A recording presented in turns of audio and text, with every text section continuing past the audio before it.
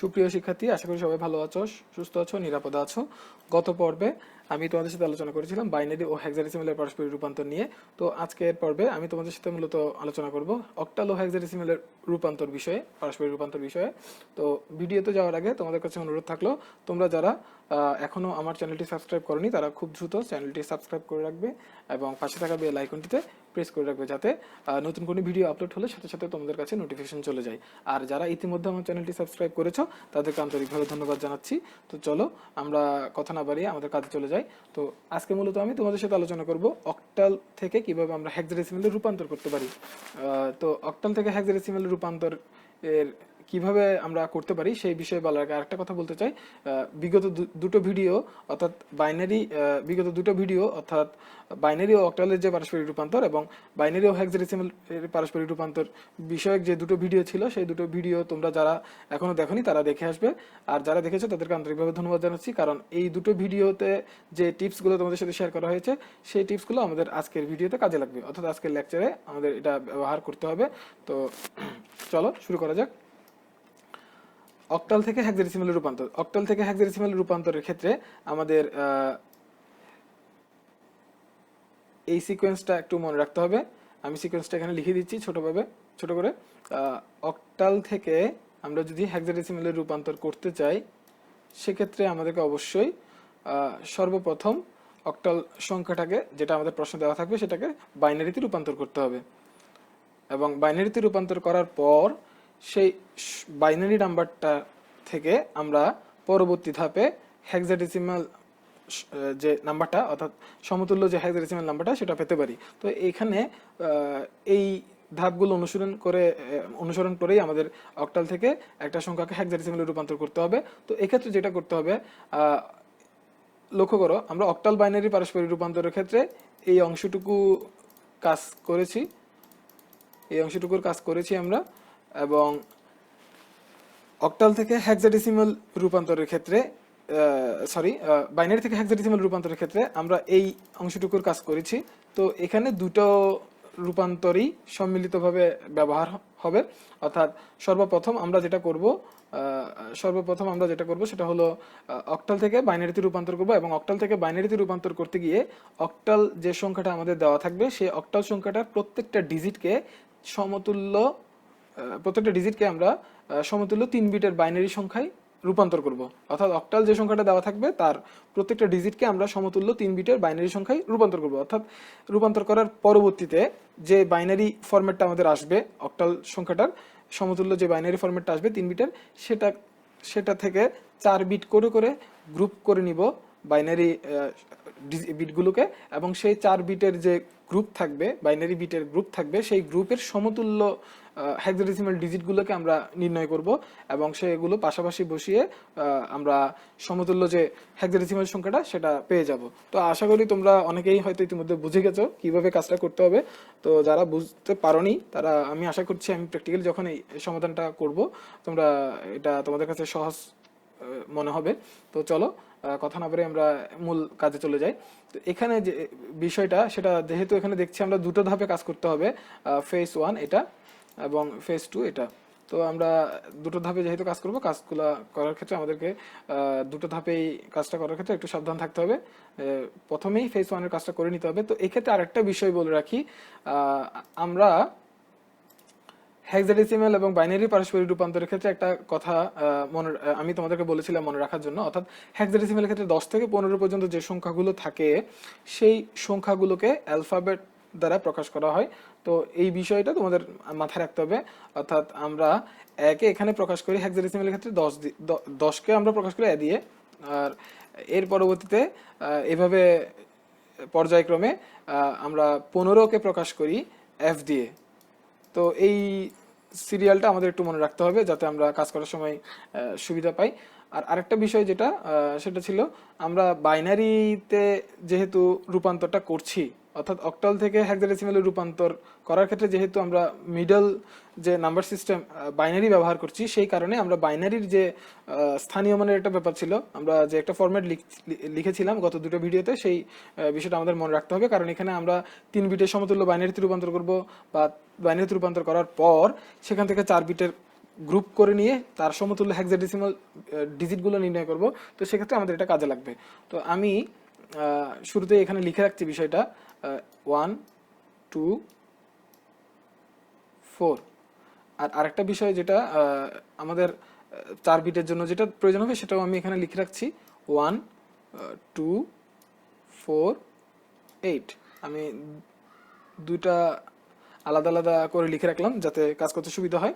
তো এবার লক্ষ্য করো, আমরা ধাপ 1-এর কাজ শুরু করব। ধাপ 1, তো এখানে শুরুতে আমি সংখ্যাটা লিখে নিচ্ছি 37.523। এবার আমরা কি করব, প্রত্যেকটা অক্টাল সংখ্যাটার প্রত্যেকটা ডিজিটকে আমরা সমতুল্য 3 বিটের বাইনারিতে রূপান্তর করব, যেটা আমরা অক্টাল থেকে বাইনারি রূপান্তরের ক্ষেত্রে করেছিলাম ঠিক তেমনি ভাবে রূপান্তর করব। তো আমি এখানে দাগ টেনে নিচ্ছি যাতে আমরা সংখ্যাগুলোকে লিখতে পারি।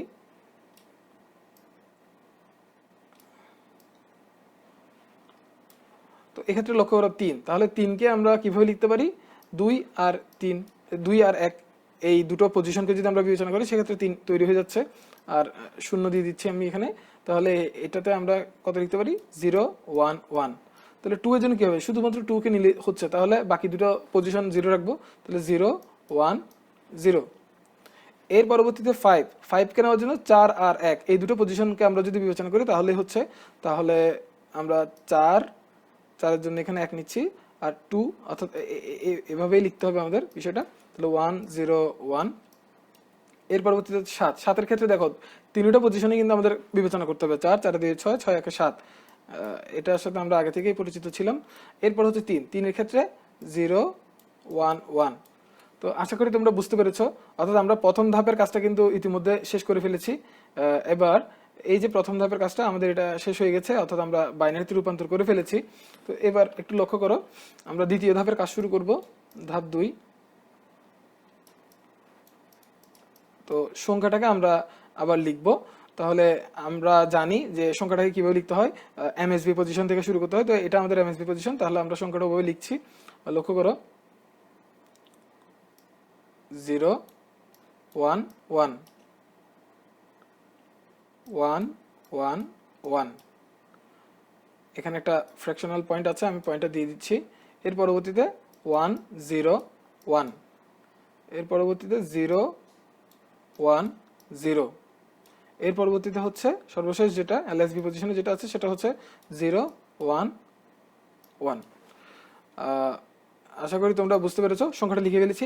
এবার আমরা দ্বিতীয় ধাপের কাজ শুরু করবো, অর্থাৎ বাইনারি যে সংখ্যাটা আমরা পেলাম সেই বাইনারি সংখ্যা থেকে 4টা বাইনারি বিট নিয়ে একটা গ্রুপ তৈরি করব এবং সেই গ্রুপের সমতুল্য যে হেক্সাডেসিমাল ডিজিটগুলো সেগুলো নির্ণয় করব। তো এক্ষেত্রে দেখো গ্রুপ কিভাবে করতে হয় সেটা কিন্তু ইতিমধ্যে দুটো ভিডিওতে আমি তোমাদেরকে দেখিয়েছি, অর্থাৎ অক্টাল থেকে বাইনারি রূপান্তরের ক্ষেত্রেও দেখিয়েছি, অক্টাল বাইনারি পারস্পরিক রূপান্তরের ক্ষেত্রেও দেখিয়েছি এবং হেক্সাডেসিমাল বাইনারি পারস্পরিক রূপান্তরের ক্ষেত্রেও দেখিয়েছি। তো এখানে যেহেতু আমরা 4 বিটের গ্রুপ করব, ফ্র্যাকশনের আগের অংশ সেটা হয় ডান দিক থেকে বাঁ দিকে। তো এখানে গ্রুপ করতে গিয়ে দেখা যাচ্ছে আমাদের আরো দুটো শূন্য লিখতে হচ্ছে, কারণ 4 বিট করতে হবে যেহেতু। এই শূন্যগুলো যদিও না দিলেও চলে, তারপরে দেওয়ার খাতিরে আমি দিয়ে নিচ্ছি। এবং এই পাশে যেটা হচ্ছে আমরা 4 বিট করে নিচ্ছি, 1টা 2টা 3টা 4টা। হ্যাঁ, এর পরবর্তীতে 4টা নিয়ে নিলাম। এর পরবর্তীতে দেখা যাচ্ছে এখানে একটা মাত্র বিট অবশিষ্ট থেকে গেছে, একটা মাত্র বিট অবশিষ্ট থাকতেছে। তো এই একটা বিটকে আমরা কখনোই রেখে দিতে পারবো না, অবশ্যই আমাদের 4টা বিট লিখতে হবে। তো 4টা বিট ফিল আপ করার জন্য আমরা এখানে কি করলাম, 3টা শূন্য দিয়ে দিলাম। তো আশা করি তোমরা বুঝতে পেরেছো। এখন দেখো আমরা সমতুল্য যে হেক্সাডেসিমাল ডিজিটগুলো সেগুলো নির্ণয় করব। তাহলে সমতুল্য ডিজিটগুলো হেক্সাডেসিমাল ডিজিটগুলো নির্ণয় করার জন্য আমি এখানে অ্যারো দিয়ে দিচ্ছি লেখার জন্য। আমি এটা ভিতরেই লিখে দিই। এবার লক্ষ্য করো 0 0 1, এটা তো বোঝাই যাচ্ছে যে এটা 1 হবে, এটা আমরা লিখে দিলাম। এরপর হচ্ছে 4টা 1, তাহলে 4টা 1 যদি এখানে বসাই সেক্ষেত্রে আমাদের টোটাল করলে কত হচ্ছে, 8 8 4 12 13 14 15। তো 15 তো আর আমরা সরাসরি এখানে লিখতে পারবো না, কারণ এগুলো হেক্সাডেসিমাল ডিজিট। তো হেক্সাডেসিমাল ডিজিট 15 এর জন্য কি বসানো হয়, f। তাহলে আমরা এখানে কি বসাবো, f। এরপর হচ্ছে 1 0 1 0 1 0 1 0। তাহলে 1010 যদি বসাই, এই যে এই 1টা পড়েছে 8 ওয়েটটার উপর অর্থাৎ এই পজিশনের উপর, এবং এই 1টা পড়েছে 2 যেটা রয়েছে অর্থাৎ সেই পজিশনের উপর পড়েছে। তাহলে 8 আর 2 এটা দুটো টোটাল করলে কত হচ্ছে 10। তো 10 তো সরাসরি লেখা যাবে না হেক্সাডেসিমালে, সেক্ষেত্রে আমাদের কত লিখতে হবে এ। এর পরবর্তীতে দেখো 1001 1001, তাহলে 8 আর 9 এই দুটো ওয়েট আমরা যোগ করব। তাহলে 8 আর 1 যোগ করলে কত হচ্ছে 9, লিখে দিলাম। এরপরে হচ্ছে কত 1000 লিখলাম। তো এখানে দেখা যাচ্ছে বাকি তিনটা পজিশনের উপর 0 এবং একটা পজিশনেই 1 দেওয়া আছে, তাহলে এটা কত হবে 8। তো আশা করি তোমরা বুঝতে পেরেছো আমাদের হেক্সাডেসিমাল ডিজিটগুলো কিভাবে বসানো হয়েছে। এবার আমরা উত্তর লিখব, উত্তর লেখার পালা। তো এক্ষেত্রে উত্তর লেখার ক্ষেত্রে কি হবে 37.523। এই যে অক্টাল সংখ্যাটা, এটাকে যখন আমরা হেক্সাডেসিমালে রূপান্তর করছি, এক্ষেত্রে আমাদের উত্তর কি আসছে আমি নিচে লিখছি যেহেতু আমাদের এখানে জায়গা নেই। 1F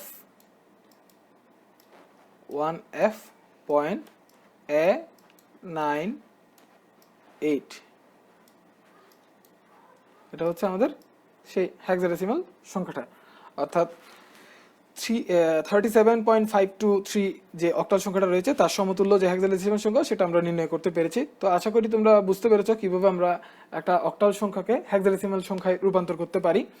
তো আমরা আরেকটা নমুনা উদাহরণ রেখে মানে আমি তোমাদের জন্য এখানে আরেকটা নমুনা উদাহরণ রেখেছি, এটাও আমি প্র্যাকটিস করে নিচ্ছি। তো দেখো আমি ফর্মালিটিস গুলো বাদ দিচ্ছি যেহেতু আমরা একটু আগেই সবগুলো বিষয় লিখেছিলাম। তো এখানে দেখো ধাপ 1 আমি এভাবে লিখে দিচ্ছি। তো ধাপ 1, প্রথম ধাপে আমাদের কি করতে হবে, প্রথম ধাপে যেটা করতে হবে আমরা সংখ্যাটা লিখব 56.264।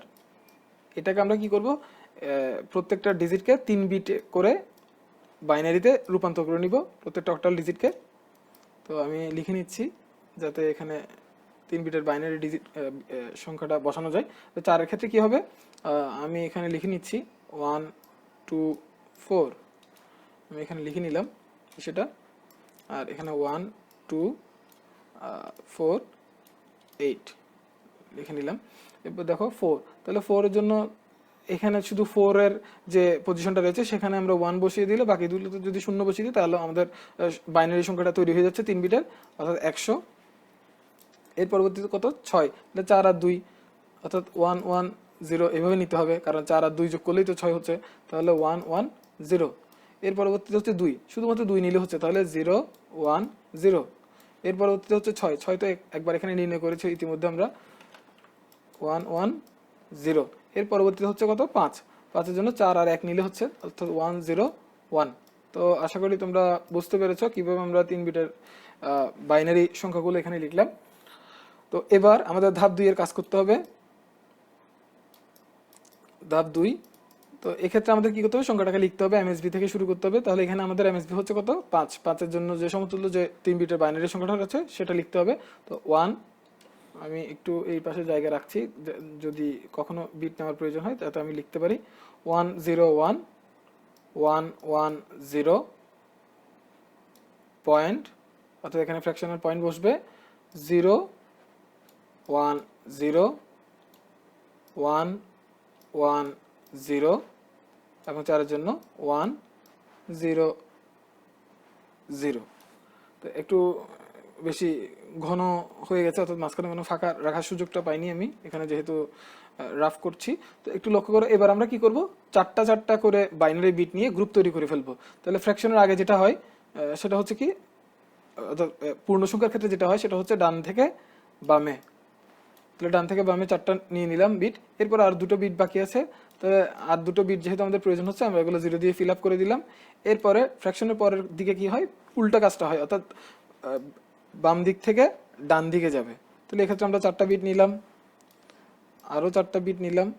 আর এখানে যেহেতু 0 আছে, 0টাকে না নিলেও চলবে কারণ এখানে এটার কোনো ওয়েট নেই, তারপরে আমি নিয়ে নিলাম নেওয়ার খাতিরে 4টা, আরও 3টা 0 দিয়ে এটাকে ফিল আপ করে দিলাম, একটা গ্রুপ করে ফেললাম। তো এবার দেখো এটার সমতুল্য যে হেক্সাডেসিমাল ডিজিট হবে সেটা কত, যেহেতু 0010 তাহলে 0 0 1 0, অর্থাৎ সবগুলো পজিশনেই 0 বসানো আছে শুধুমাত্র 2 ছাড়া, তাহলে আমরা ধরে নিতে পারি এটা 2। তারপরে 1110, তাহলে এখানে লক্ষ্য করো 3টা পজিশনে দেওয়া আছে, তাহলে 8 4 12 13 14, তাহলে 14 তো সরাসরি বসানো যাবে না, 14 কে রিপ্রেজেন্ট করে কে, আমরা যদি এফ কে যদি বলি 15, তাহলে ই হবে কি 14, তো এখানে কত বসবে ই।